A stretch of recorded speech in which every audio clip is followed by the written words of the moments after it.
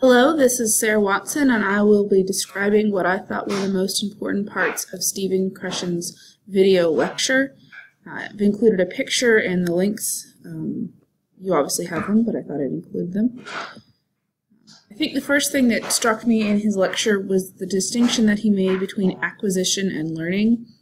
Acquisition is a natural process of picking up language, generally from informal situations. It's subconscious and the learner is not aware of what is happening. It works to increase both fluency and accuracy. In comparison, learning is a conscious process. It's generally seen as the studying of rules of the language. It happens in schools and in lessons and lectures.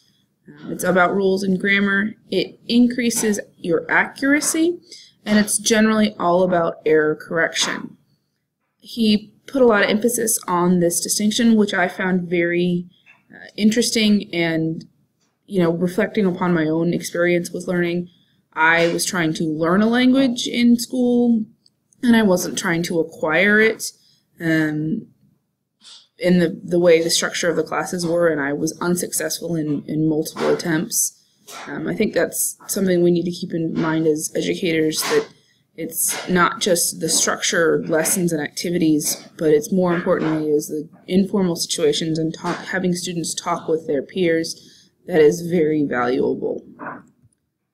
Next, I found the environment for language learning to be very important. The necessary low anxiety environment with lots of input, comprehensible or understandable input, and that the material needed to be interesting.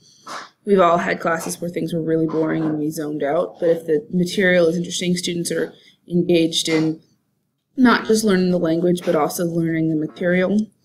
The result of a best learning environment increases in student motivation, increases in student self-esteem, and a decrease in the fear of learning. And finally, I thought the bridge to academic learning was very valuable. The free voluntary reading of the self-selection of materials. I like the fact that he included comic books and science fiction material as the material that he had chosen, and that it was pleasure reading.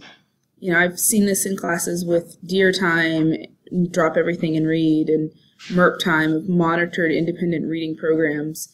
And a number of different acronyms, and I thought that emphasis on free, voluntary pleasure reading was very important and very valuable. I also really liked the long, slow distance description that he used, specifically with the runner. I've heard it described in schools as stamina. Increasing your stamina, your ability to continue and read for longer and longer periods of time. And I like that he included that it would work for both writing and reading. Those are the parts that I figured and thought were most important.